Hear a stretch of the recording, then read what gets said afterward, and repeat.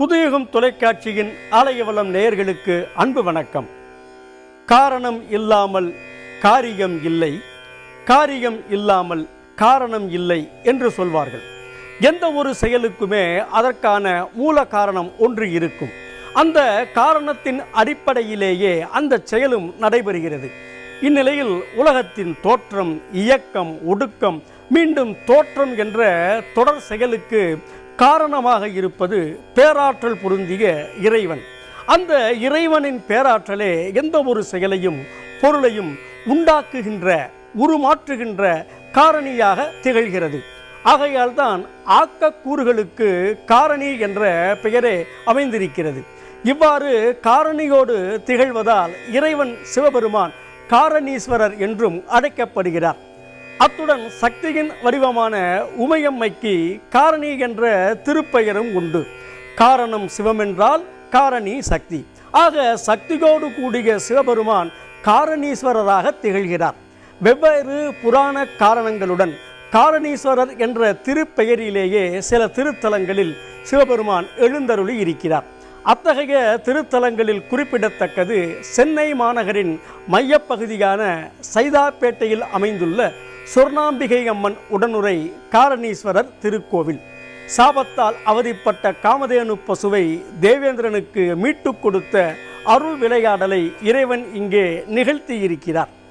வணங்குவோருக்கு காரிய வெற்றியை வழங்கும் இறைவனாகவும் விளங்குகின்றார்.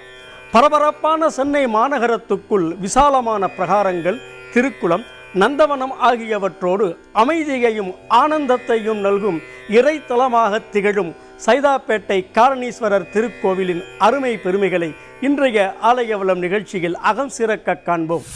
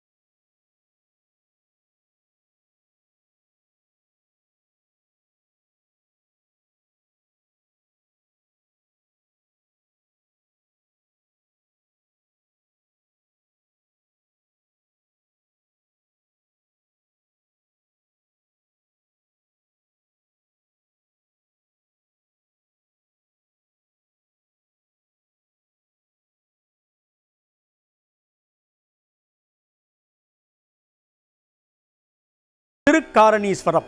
அத்துடன் பழைய கல்வெட்டு ஒன்றில் தற்போதுள்ள சைதாப்பேட்டை தாலுகாவில் காரணி என்ற கிராமம் இருப்பதாகவும் அங்கே காருண்ய ஈஸ்வரர் கோவில் அமைந்திருப்பதாகவும் தகவல் தெரிவிக்கப்பட்டுள்ளது.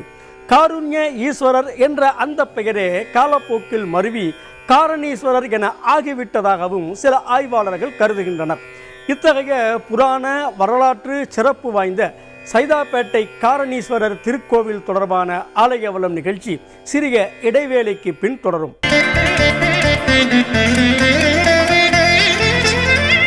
சோழமண்டலமான பழைய தஞ்சை மாவட்டத்தில் அமைந்திருக்கும் நவகிரக ஆலயங்களைப் போல தொண்டை மண்டலத்தைச் சேர்ந்த சென்னையிலும் நவகிரக ஆலயங்கள் விளங்குகின்றன. இவற்றுள் புத்திகாரகன் என்று அழைக்கப்படும் புதன் கிரகத்துக்கு உரிய பரிகார தலமாக கோவூர் சுந்தரேஸ்வரர் திருக்கோவில் போற்றப்படுகிறது. இதேபோல் புதனுக்குரிய மற்றொரு பரிகார திருத்தலமாக சைதாப்பேட்டை காரணீஸ்வரர் திருக்கோவிலும் கூறப்படுகிறது. தேவாரம் பாடிய மூவரின் காலத்துக்கு பிறகு கட்டப்பட்ட கோவிலாக காரணீஸ்வரர் திருக்கோவில் கருதப்படுவதால் இது தேவார பாடல் பெற்ற திருத்தலம் அல்ல. இருப்பினும் புதன் கிரகத்துக்குரிய தலமாக கூறப்படுவதால் சோழ நாட்டு நவகிரக திருத்தலங்களில் புதனுக்குரிய ஸ்தலமாக விளங்கும் திருவெண்காடு ஸ்வேதாரண்யேஸ்வரர் திருக்கோவில் மீது திருஞான சம்பந்தர் பாடியிருக்கும் தேவார பதிகம் சைதாப்பேட்டை காரணீஸ்வரருக்கும் பொருந்தக்கூடியதே. அப்பதிகத்தின் பாடல் ஒன்று: மந்திர மறையவை வானவரோடும் இந்திரன் வழிபட நின்ற எம் இறை வெந்த வெண்ணீற்றர் வெண்காடு மேவிய அந்தமும் முதலுடை அடிகள் அல்லரே என்று சிவபெருமானை போற்றுகிறது. மந்திரங்கள் நிறைந்த வேதமும் வானவர்கள் எனப்படும் தேவர்களும் அவர்களது தலைவனான இந்திரனும் வழிபட வீற்றிருக்கின்ற எங்களது இறைவனாம் திருநீற்றினை திருமேனியில் பூசிக்கொண்டு திருவெண்காடு என்ற திருத்தலத்தில் எழுந்தருள் இருக்கும் சிவபெருமான் உலகின் அந்தமும் ஆதியுமான திருவடிகளை கொண்டிருப்பவர் அல்லவா என்பது இப்பாடலின் பொருள்.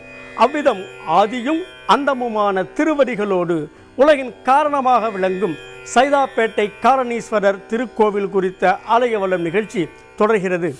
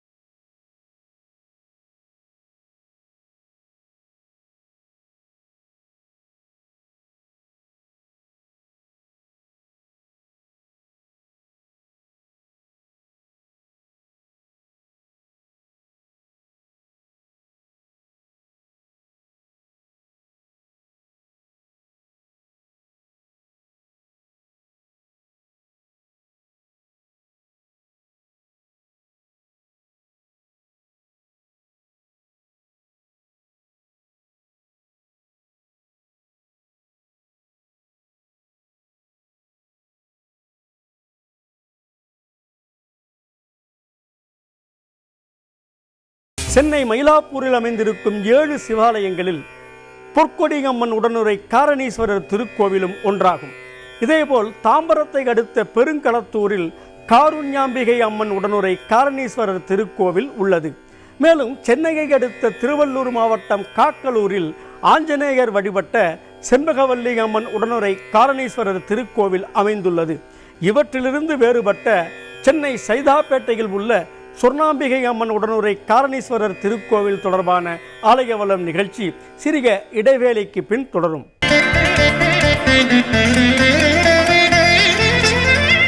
படைப்பு கடவுள் பிரம்மன், தேவர்களின் தலைவனான இந்திரன், பஞ்ச பாண்டவர்களில் இந்திரனின் அம்சமாக பிறந்த அர்ஜுனன், சோழ மன்னன் ஆதொண்ட சக்கரவர்த்தி உள்ளிட்டோருக்கு பேரருள் புரிந்த இறைவன் எழுந்தருளி இருக்கும் சைதாப்பேட்டை காரணீஸ்வரர் திருக்கோவில் தொடர்பான ஆலயவலம் நிகழ்ச்சி தொடர்கிறது.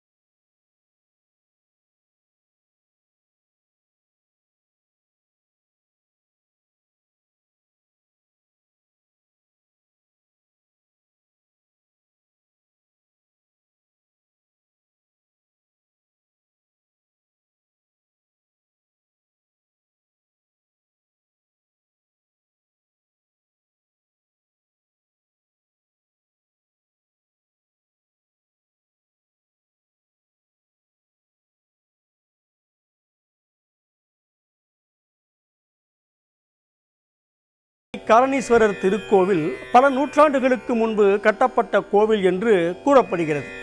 இருப்பினும் இதற்கான வலுவான ஆதாரங்களோ இதனை கட்டியவர்கள் யார் என்ற விவரமோ கிடைக்கவில்லை. வரலாற்று தகவல் ஒன்றின் அடிப்படையில் தற்போதுள்ள கோவில் அமைப்பு கடந்த 1873ஆம் ஆண்டில் கட்டப்பட்டதாக தெரிகிறது. தமிழக அரசின் அறநிலையத்துறையின் நிர்வாகத்தில் இருக்கும் இந்த திருக்கோவிலில் 2 கல்வெட்டுகள் கிடைத்துள்ளன. இவற்றில் 1887ஆம் ஆண்டைச் சேர்ந்த முதல் கல்வெட்டில் ஆறுமுக முதலியார் என்பவரின் மகனான சுப்பராய முதலியார் என்பவர் பரங்கிமலை பகுதியில் உள்ள பங்களா ஒன்றை இந்த திருக்கோவிலின் பெயரில் பதிவு செய்துள்ள விவரம் தெரிவிக்கப்பட்டுள்ளது.